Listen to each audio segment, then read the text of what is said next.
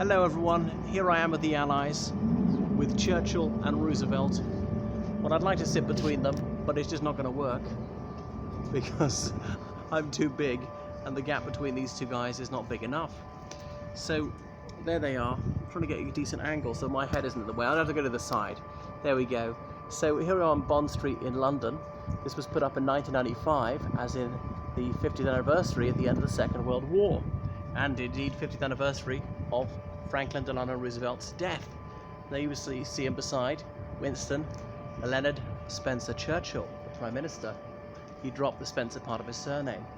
But anyway, you should see the fascinating Lawrence Rees docudrama about them and about Stalin, and pointed out when he filmed right here that these two are not as chummy as this would lead you to believe. And who's missing in the middle?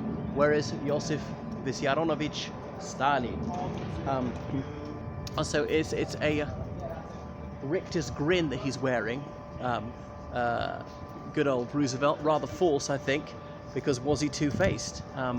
As he wrote to Stalin, that the United Kingdom would be financially finished after the Second World War for a very long time to come. So it was between the Soviet Union and the United States to divvy up the world. They were the new hegemons. It was a bipolar world. It definitely wasn't a tripolar world.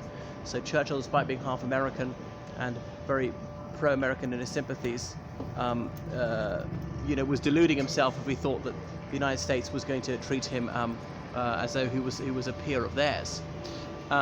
Anyway, so what else about these men? Well, somewhat similar backgrounds.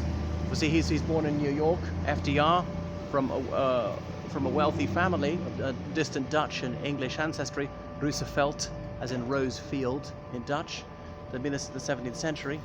And he went to Groton, and he went to Harvard.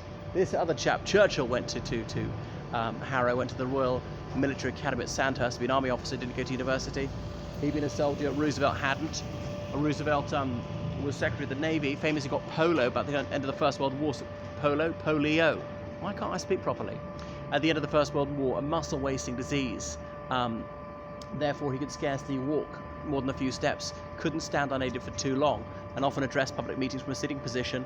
For the American press, they just kept that from the public. There was a very deep prejudice against those who are physically disabled, as though they were somehow incapable of cognition.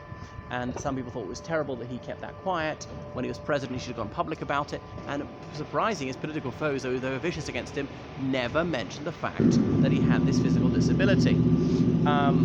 Because somehow the public would have lost respect for him, and he should have said, no, I can't walk, and that's fine, I can still be an excellent president. But a lot of people thought that if you were like that, then you couldn't be a great president. Anyway, so what else about these two? Well, FDR, architect of the New Deal, whereas Churchill, he was a conservative, then a liberal, then a conservative again. He lost a seat in Dundee, where he'd been a liberal from 1908 to 1922. Stood in Westminster as a constitutionalist, as an anti-socialist and a free trader. Got nowhere, so rejoined the Tory party. So ratted and re-ratted.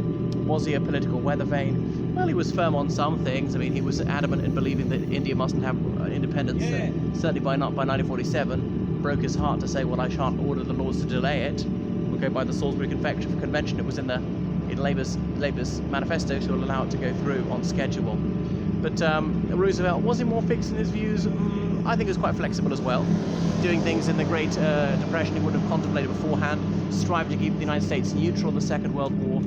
But when war was made on them by the Japanese, by the Germans and Italians, and obviously fighting to the finish.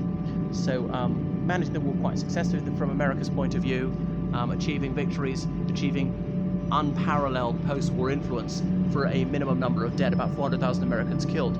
Not demeaning the sacrifice of Americans. Those who were killed, they gave all the only life they had to give.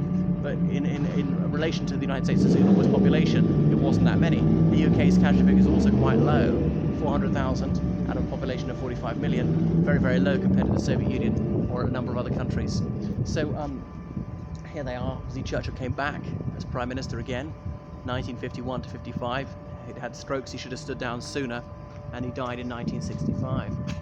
The old lion. So he was in some ways a very high achiever, Churchill, even though he broke his country by urging the UK to go to war in 1939, because he wanted to prevent socialism, well, he failed in that one. He wanted to preserve the British Empire, he failed in that one.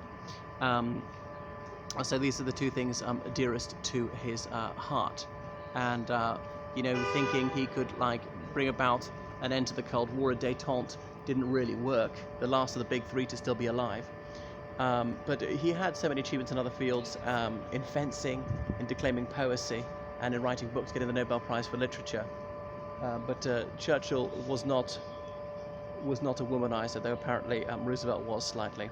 His wife, Mamie, was a very active lesbian, so they say, rather more liberal and left-wing than him, speaking out against racialism. So Churchill had these racist views as were typical at the time. I think not malevolent, just patronizing racism, and didn't speak out against anti-black discrimination in the United States. And indeed, some British colonies had racist laws as well at the time. So two rather flawed men. Here they are on Bond Street, this very fabulous shopping street in London, if you want to get exceedingly expensive threads, or indeed you wish to purchase jewellery, watches, things like that. All right, I'll switch it off now. Toodaloo.